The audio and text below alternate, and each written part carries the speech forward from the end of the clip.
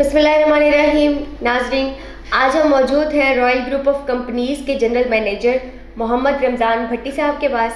آئیے جانتے ہیں کہ زراعت کی ترقی میں بہتری کس طرح سے ممکن ہے اور ایک جنرل مینیجر کی کیا ڈیوٹیز ہوتی ہیں. السلام علیکم. وعلیکم السلام. کیسے ہیں آپ؟ ٹھیک ٹھاک الحمدللہ. جی ماشاء اللہ. آپ ایک بہت بڑی پوسٹ پہ ہیں. ایک جنرل مینیجر کی بہت زیادہ اہمیت ہوتی ہے کسی بھی کمپنی میں. تو آپ بتائیے کہ جنرل مینیجر کی اصل میں ڈیوٹیز ہوتی کیا ہیں؟ بہت زبردست اچھا سوال کیا آپ نے.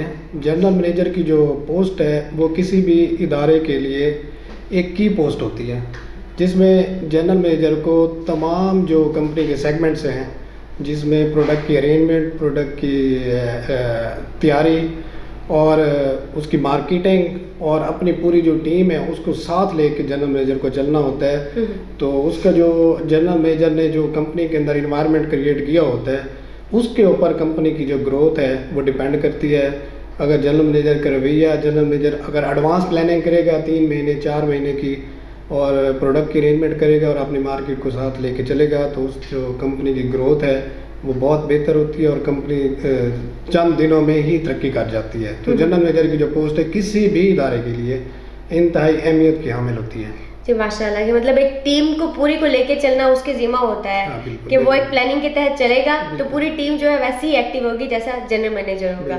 ٹھیک ہے ماشاء اللہ. آپ زراعت سے پیسٹیسائڈ انڈسٹری سے منسلک ہیں. 18 سال سے اپنی زندگی کے جو گزرے ہوئے سال ہیں ان پہ روشنی ڈالیے.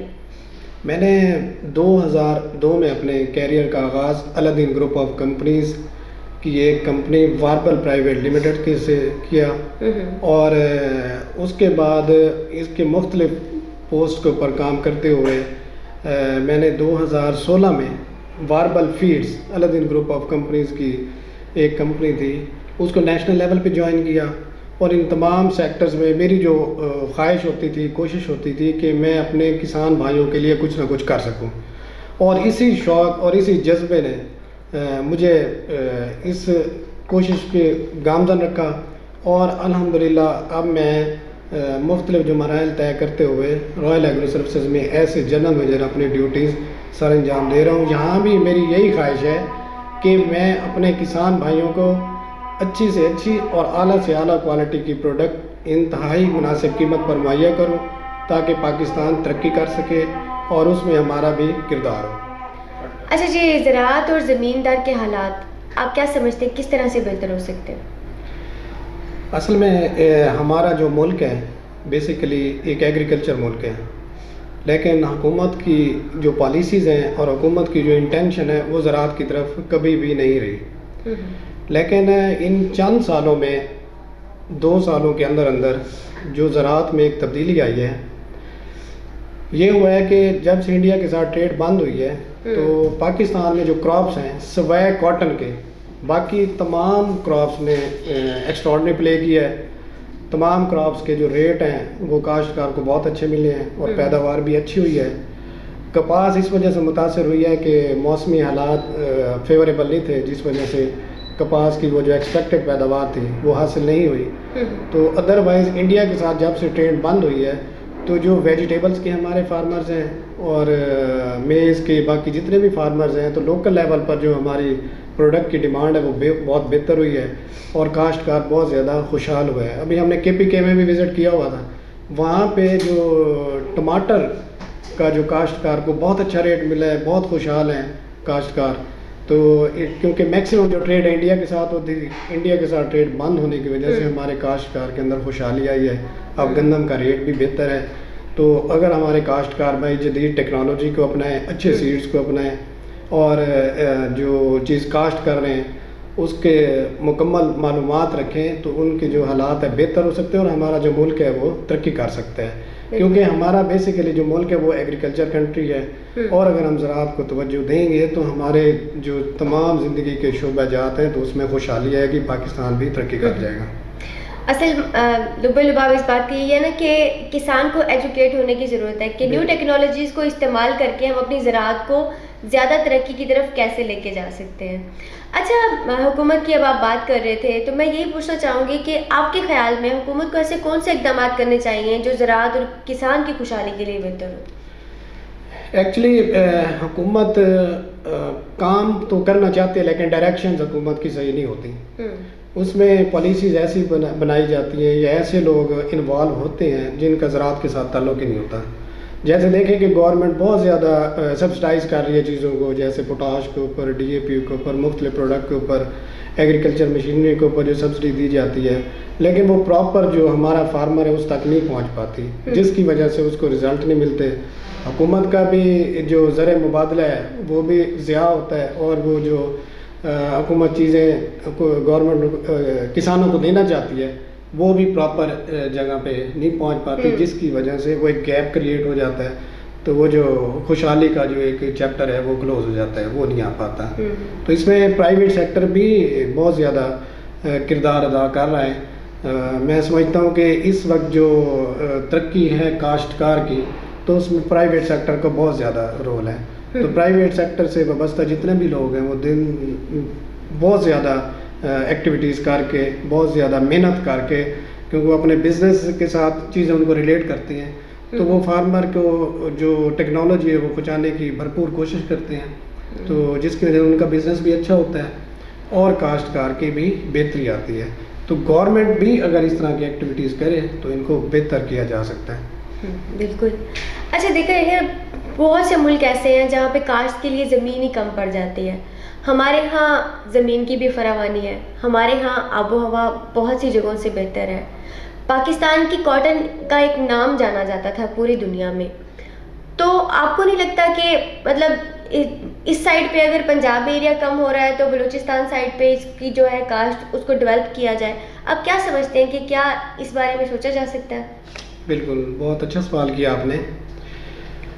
بہت سارے ممالک جیسے ہم نے کہ ان کے پاس زمین نہیں ہے, لیکن پھر بھی وہ مختلف طریقوں سے کاشتکاری کر کے, ہم اکثر دیکھتے ہیں کیونکہ اب دنیا گلوبل ولیج بن چکی ہے, تو لوگوں نے اپنے گھروں کی چھتوں کے اوپر اور مختلف جگہ پہ پر جو اسپیس ملتی ہے تو وہاں پہ کچن گارڈننگ یا اس طرح کے مختلف کراپس تیار کر کے اپنے ملک کی بہتری کے لیے کام کر رہے ہیں.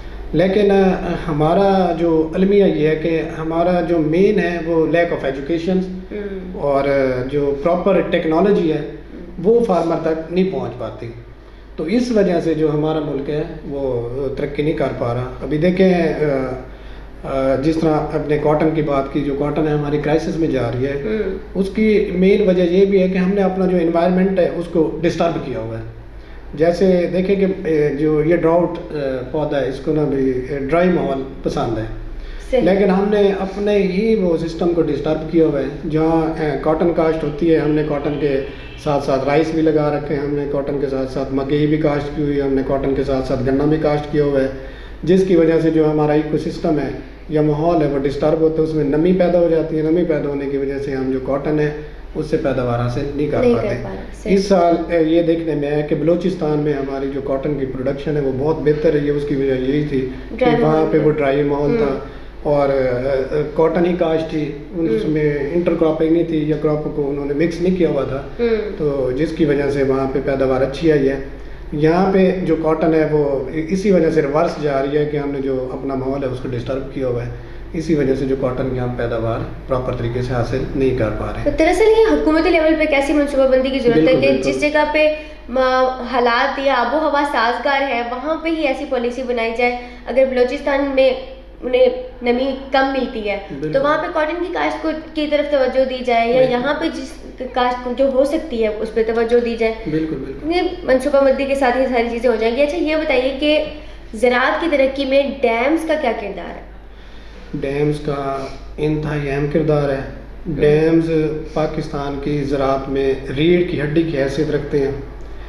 اگر صرف ہمارا کالا باغ ڈیم بھی بن جائے, وہ ایک نیچرل انوائرمنٹ میں بہت زیادہ گورنمنٹ کو انویسٹمنٹ کرنے کی ضرورت بھی نہیں ہے, تو جو لاکھوں ایکڑ ہے ہمارا وہ سیراب ہو جائے گا. وہاں پہ کاشت ہو سکے گی, چیزیں پانی کی وافرانی ہو جائے گی. ابھی دیکھیں آپ بہت سارا جو ہمارا پانی ہے وہ دریائے سندھ کے ذریعے سمندر میں جا رہے ہیں اور اس کا ضیاع ہو رہا ہے. اگر اسی کو ہی ہم اسٹاپ کر لیتے ہیں یا اس کو مینیج کر لیتے ہیں, اسٹور کر لیتے ہیں, تو ہمارے لاکھوں ایکڑ جو زمین ہے وہ آباد ہو سکتی ہے اور قدرتی ماحول میں ہم جو پیداوار ہے زیادہ سے زیادہ حاصل کر سکتے ہیں. تو پانی کو صحیح طریقے سے ہم استعمال کریں گے تو کراپس کی جو پیداوار ہے وہ زیادہ ہے گی اور لاکھوں ایکڑ جو بنجر ایریا پڑا ہوا ہے وہ بھی آباد ہو سکتا ہے. تو اس میں آپ دیکھیں بہت سارے ٹیلے آتے ہیں درمیان میں اور بہت ساری جو لینڈز آتی ہے وہ ایسی فری پڑی ہوئی ہے, تو پانی کے صحیح استعمال سے اس کو بہتر کیا جا سکتا ہے. صحیح, بہت شکریہ. اچھا, رہبر کسان نیوز کے بارے میں آپ کیا کہنا چاہیں گے؟ رہبر کسان نیوز بہت ہی اچھا ادارہ ہے. یہ کاشتکاروں کے لیے انتہائی اہم معلومات مہیا کرتا ہے اور کاشتکاروں کو چاہیے کہ اس کے ساتھ ٹچ رہیں. اور اس کی جو ٹیم ہے, میں بھی اس کو مبارکباد دیتا ہوں رفیق کیسر صاحب کو, اور ان کی جو پوری ٹیم ہے بہت اچھا کام کر رہی ہے. اس میں کام کرنے کی ضرورت ہے اور کاشتکاروں کو جب ہم جدید ٹیکنالوجی پہنچاتے رہیں گے باہم تو وہ اس سے ان کی جو پیداوار بڑھتی رہے گی, پاکستان میں خوشحالی آئے گی. مختلف ممالک میں ایگریکلچر کے اوپر مختلف چینل چل رہے ہیں, لیکن ہمارے پاس یہ المیہ ہے ہمارے ملک میں کہ ہمارے پاس اس طرح کی انفارمیشن پہنچانے کا کوئی سورس ہی نہیں ہے. تو جو رہبر کسان ہے وہ اس سلسلے میں ایک مشعل راہ ہیں اور بہت اچھا کام کر رہے ہیں. اس رہبر کسان کی وجہ سے ہی ملک میں زراعت میں انقلاب آ سکتا ہے. بہت بہت شکریہ, آپ سے گفتگو کر کے بہت اچھا لگا. آپ کے وقت کا بہت شکریہ. جی ناظرین, آپ نے گفتگو سنی محمد رمضان بھٹی صاحب کی. انہوں نے بہت اچھے طریقے سے یہ ایک سمیٹ لیا ہے کہ زراعت کی ترقی میں اصل میں منصوبہ بندی جو ہے وہ بہت زیادہ ضروری ہے. منصوبہ سازی اگر ہوگی تو ہم حالات کو بہتر کر سکتے ہیں, اور ہمارا کسان جتنا ایجوکیٹ ہوگا, جتنا اس کو اس چیز کا علم ہوگا کہ ہماری پیداوار کو بڑھانے کے لیے کن کن چیزوں کی ضرورت ہے, اتنا ہی ہماری زراعت میں بہتری آئے گی.